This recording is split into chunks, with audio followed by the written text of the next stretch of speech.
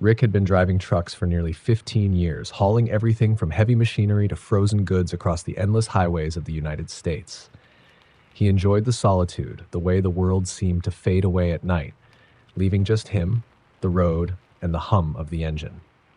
Tonight, though, there was something different in the air, something that set his nerves on edge. The empty stretch of highway had an unsettling, unfamiliar quiet.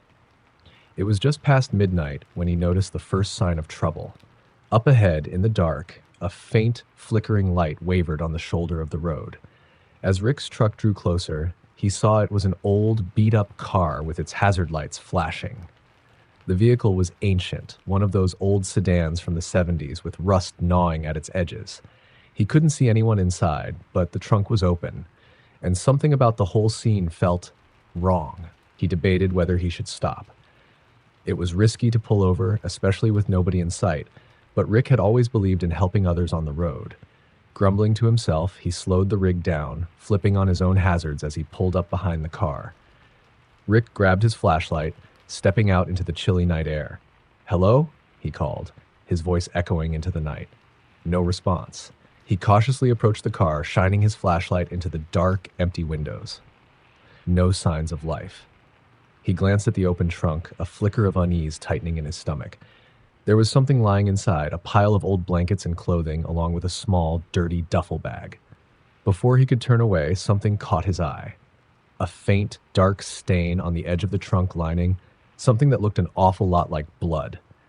He took a step back, his instincts screaming at him to leave. But before he could move, he heard it. A soft, dragging sound from the opposite side of the car, just out of view. His heart hammered as he shone his flashlight over the roof, catching a glimpse of movement. A figure, a man, thin and ghostly pale, with hollow eyes and an expression as vacant as the highway around them. The stranger's clothes were filthy, and his face was sunken with exhaustion or something else. "Need help?" the man asked, his voice barely above a whisper. It was the voice of someone who hadn't spoken in a very long time, gravelly and cold. Rick swallowed hard, trying to ignore the chill crawling up his spine. Yeah. What happened here? Your car breakdown?" The man nodded, his empty eyes never leaving Rick's. "Ran out of gas. Been waiting a long time." Rick forced a nod. "Well, I don't have any spare fuel, but I can give you a lift to the next station if you need." For a moment, the man just stared at him, a vacant, dead-eyed look that made Rick question everything. Then, without a word, the man turned, grabbed the duffel bag from the trunk, and moved toward Rick's truck. Something about the way he walked, dragging his feet as though each step took everything he had, made Rick feel sick. But he kept his mouth shut. It would only be a short ride. The man climbed into the passenger seat, and Rick followed, feeling the thick tension in the air grow heavier as he started the engine. They drove in silence, Rick's hands gripping the wheel tightly, his gaze flicking nervously toward his unexpected passenger. The man was motionless, staring straight ahead, but Rick could feel his eyes, hollow, watching, seeing something beyond the road, beyond Rick himself. After what felt like hours, Rick couldn't take the silence any longer. "So, where you headed?" The man's gaze slid over to him, slow and deliberate. "Doesn't matter, just away." Rick tried to laugh, but it sounded hollow even to his own ears. "Long night? Huh?" But the man didn't respond, his expression unreadable. Rick's hands were slick with sweat, and he could feel the air growing thicker, as though the truck itself was closing in on him. Then he caught a glimpse of the duffel bag at the man's feet. It had shifted open slightly, and something metallic glinted from inside. He could see a faint streak of red smeared along the zipper. Is everything all right?" Rick asked, his voice barely a whisper. The man turned, his gaze cold and empty. It wasn't supposed to be this way. Before Rick could respond, the man suddenly lunged forward, his hands reaching for Rick's throat. The truck swerved as Rick fought back, his vision blurring as they struggled. The stranger's grip was iron strong, his face a mask of something inhuman, monstrous. Rick felt his air being squeezed out, his vision darkening, until, with one last burst of strength, he shoved the man back against the window, slamming on the brakes. The truck skidded to a stop, and the man slumped against the door, his eyes glazed and empty. But as Rick stumbled out, gasping for air, he realized something chilling. The man wasn't moving. He was cold, lifeless. Rick stared, his mind spinning. He hadn't seen the man breathe, hadn't noticed the faint rise and fall of his chest, because there hadn't been any. But the man's hollow eyes stared out into the darkness, like they had seen this play out before, like they knew what was coming. His heart racing, Rick looked back at the empty highway, only to see a faint pair of headlights in the distance. It was a truck. His truck, parked at the side of the road, hazards blinking in the night. And inside, in the faint glow of the cab's interior lights, he could just make out the silhouette of a man slumped over the wheel. A sickening realization clawed at his mind as he took a step back.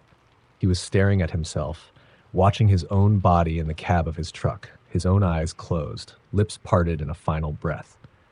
The man with the duffel bag was gone, but Rick could still feel his hollow stare, the emptiness that had followed him into the dark. And as he looked down at his own hands, fading, translucent, he understood. He was the ghost now, forever bound to roam this desolate stretch of highway, waiting for the next poor soul to stop and offer a ride. Ben had been running routes for years, and he'd heard his share of horror stories from fellow truckers. But Ben didn't believe in the supernatural. To him, the open road was just that, a job and a paycheck. He'd heard it all, ghosts, strange hitchhikers, voices on dead channels. Nonsense, he'd always thought. Then, one night, his beliefs were tested. It was around 2 a.m., and Ben was driving down a lonely, forest-lined highway in the middle of nowhere. He was hauling a heavy load and had a few hours to go before his next stop. The night was unusually quiet, save for the hum of his truck and the occasional crackle of his CB radio. Out of nowhere, static filled the cab as the radio crackled to life. Then came a faint voice, muffled and distorted. "Help, help me, he's still out here." Ben glanced down at the radio. He thought he was on a clear channel, but somehow this voice had cut through. He reached for the dial, adjusting the frequency, but the voice didn't change. It grew louder, more urgent. "Help me, please, if you're out there." Ben felt a chill go down his spine. He'd heard some strange transmissions before, but this one felt real, raw. Someone sounded truly desperate. He picked up the mic, hesitating before speaking. "This is Trucker Ben, over. What's your emergency?" Silence, then static. Just as he was about to dismiss it as a prank, the voice came through again. "He's out here. He's coming. Please. I don't have much time." The tone was a mix of panic and hopelessness. Ben couldn't shake it off. "Who's out there?" Where are you?" he asked, his heart pounding. But only static answered him. Just as he was about to give up, he saw something on the side of the road. A figure, barely visible in the dim glow of his headlights, standing there with a thumb out, hitchhiking. It was a woman in a worn, tattered jacket, looking directly at him with wide, terrified eyes. Against his better judgment, he slowed to a stop. Rolling down the passenger window, he leaned over and called out, "You all right, miss?" The woman stepped closer, her face pale and gaunt, as if she hadn't slept or eaten in days. Her eyes darted around as though she was searching for someone or something nearby. "He's coming," she whispered, her voice trembling. "Please, just drive. Don't look back." Ben didn't know what to make of it, but there was a desperation in her eyes that he couldn't ignore. He unlocked the passenger door and she climbed in, shivering. He hit the gas and got back on the road, the silence in the cab thick and heavy. She stared straight ahead, clutching her hands tightly together. "What's going on?" Ben asked cautiously. "Who's after you?" She didn't answer at first, but after a long pause, she spoke in a voice barely above a whisper. "He follows anyone who stops, anyone who picks up a stranger on this road." The way she said it sent a chill through him. He tightened his grip on the wheel, his eyes flicking between the road and his strange passenger. Who is he?" She shook her head, her face paling even more. You'll see him, whether you want to or not." Ben tried to laugh it off, but his voice cracked. "Look, lady, I don't know what you've been through," but before he could finish, his headlights hit something up ahead. Another figure on the side of the road, standing in the dark, facing them. This time it was a man, tall, thin, with clothes hanging off him like loose skin. His face was hidden, but his posture, rigid and unyielding, made Ben's stomach twist. "Don't stop," she hissed, grabbing his arm. "Whatever you do, don't stop. Don't even slow down." Ben's foot pressed hard on the accelerator, his hands white-knuckled on the wheel. The figure faded into the darkness behind them, but that strange, unsettling feeling lingered. His passenger kept glancing back, her body as though expecting something to appear at any moment. After a few minutes of silence, she looked at him, her expression haunted. This is the part where he tries to stop you. Before Ben could ask what she meant, his truck's engine sputtered. The dash lights flickered, and the power cut out, plunging them into silence and darkness. The truck rolled to a stop on the side of the road, dead. Ben swore under his breath, twisting the key in the ignition, but nothing happened. He reached for his flashlight, popping open the door to inspect the engine. The woman grabbed his arm, her grip surprisingly strong. "Don't go out there. That's what he wants." Ben pulled free, frustration overriding his fear. "Look, I don't have time for this. I'll be back in a second." Stepping out into the night, he felt the chill deepen. The forest was silent, no wind, no animals, not even the faint hum of insects, just an unnatural, suffocating stillness. As he moved to the front of the truck, he felt eyes on him. He shone his flashlight into the darkness, but nothing stirred. Then, just out of the corner of his eye, he saw it, a shadow moving along the edge of the trees. Tall and thin, almost like a human figure, but not quite. It was distorted, elongated, like something that had once been human but had twisted into something else. The figure drifted closer, its head tilting, watching him with cold, empty eyes. His blood turned to ice as he stumbled back toward the truck, fumbling with the door handle. But just before he could climb in, the woman's voice rang out in the cab. "Don't look back!" The figure was closer now, its limbs stretching, twisting in unnatural angles. Ben threw himself into the cab, slamming the door just as the shadow's hand brushed the window, leaving a dark, oily smear. He twisted the key in desperation, and to his shock, the truck roared to life. Without a second thought, he stomped on the gas, speeding down the dark road. "Whatever you do," she whispered, "don't look in the mirrors. He likes to be seen. And if you look..." Ben's hands shook as he stared straight ahead, resisting the overwhelming urge to check the mirrors to see if that thing was still following them. Every instinct screamed to look to confirm it was gone, but he gritted his teeth and kept his eyes forward, even as he felt a prickling sensation at the back of his neck. The woman relaxed slightly beside him, but her face remained pale. "He feeds on curiosity, on fear. You look, and he'll be with you, forever." Ben nodded, swallowing hard. The road stretched endlessly ahead, the night pressing in on them from all sides. Hours later, when the first light of dawn crept over the horizon, he dared to glance over at her just for a second. But the passenger seat was empty. Only a faint, oily handprint on the window remained. Mac had been running long hauls for nearly a decade, priding himself on taking the night shifts other drivers avoided. The night air, empty highways, and faint starlight suited him just fine. He knew the roads like the back of his hand, especially the quiet, winding Route 77, where he'd never seen another soul past midnight. On this particular night, the darkness felt different, heavier. He chalked it up to fatigue and cracked open a fresh energy drink. He had a tight schedule and wasn't about to let a creepy feeling slow him down. As he rounded a bend, his headlights illuminated something strange ahead, a small, weathered diner with a neon open sign flickering weakly. Max slowed down, puzzled. He knew Route 77 didn't have any 24-hour diners, and he'd never seen this place before, even after a decade of runs.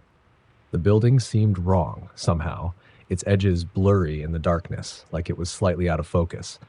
He decided to pull over. The night stretched long, and a coffee might do him good. Besides, curiosity got the better of him. As he approached the diner, he noticed it had no name, just a sign that read "Eats" in chipped paint above the door. Inside, the diner was dimly lit, and a strange, heavy silence filled the air. There was only one person inside, a lone waitress standing behind the counter, her back to him. Her posture was odd, like she was frozen in place. Mac cleared his throat. "Evening," he called out, forcing a casual tone. The waitress turned slowly, her face expressionless. She was pale, with dark circles under her eyes, as though she hadn't slept in days. But what really caught Mac's attention was her strange, old-fashioned uniform, a faded, retro outfit that looked decades out of style. The colors were off too, like faded and washed out like an old photograph. "Coffee?" she asked in a monotone, not really meeting his gaze. Yeah, coffee would be great," he said, unease prickling his skin. He took a seat at the counter, glancing around. Everything in the diner looked like it was from a different era. Plastic booths with cracked red upholstery, a rusted jukebox in the corner, and an old rotary payphone on the wall. The waitress poured him a cup of coffee without another word. He took a sip, grimacing as the bitter, lukewarm liquid hit his tongue. It tasted stale, almost metallic, like it had been sitting there for years. But he forced a few sips down, not wanting to seem rude.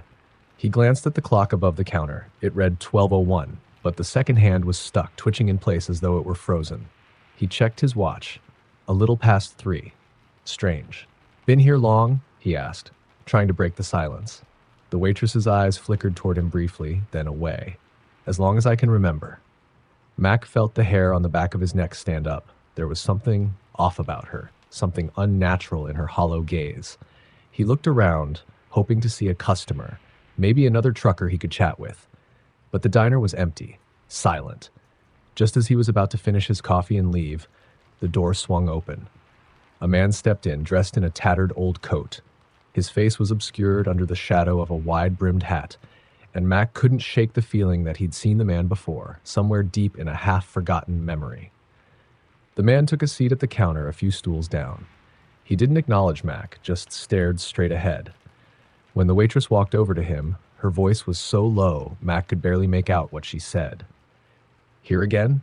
she asked softly, her tone barely above a whisper. The man gave a slight nod, a movement so small, Mac wasn't even sure he'd seen it. Mac shifted uncomfortably in his seat, suddenly feeling an overwhelming urge to leave. He reached into his pocket for his wallet, but the waitress shook her head. "No need to pay," she said, her voice even softer than before. "Nobody pays here." Mac blinked, glancing back at the stranger seated a few stools away. The man's head turned slowly, and for the first time, Mac caught a glimpse of his face. His eyes were hollow, empty sockets where his eyes should have been, dark and bottomless. Mac's blood ran cold as the man's mouth twisted into a faint, almost unnatural smile. He stumbled to his feet, backing toward the door. The man and the waitress watched him, their expressions eerily calm. Just as he turned to flee, the waitress spoke again, her voice echoing strangely in the quiet diner. "See you again soon, Mac." He froze, his heart pounding. How did she know his name? His mind was racing, fear clawing at his chest. He didn't look back as he burst out of the diner, sprinting toward his truck. The cold night air hit him like a slap, but he didn't stop running until he was safely inside. The doors locked. He fired up the engine and sped away, the tires kicking up gravel as he tore down the highway. He glanced in his mirrors, expecting to see the strange diner receding into the distance. But there was nothing there, just an empty stretch of road, as if the diner had never existed. Breath coming in ragged gasps, he drove for miles, trying to shake off the lingering terror. Eventually, he spotted a gas station and pulled over, desperate for something familiar. Inside, the fluorescent lights felt like a welcome comfort. He grabbed a coffee from the machine and made his way to the counter, where a middle-aged clerk eyed him with mild concern. "You all right, man?"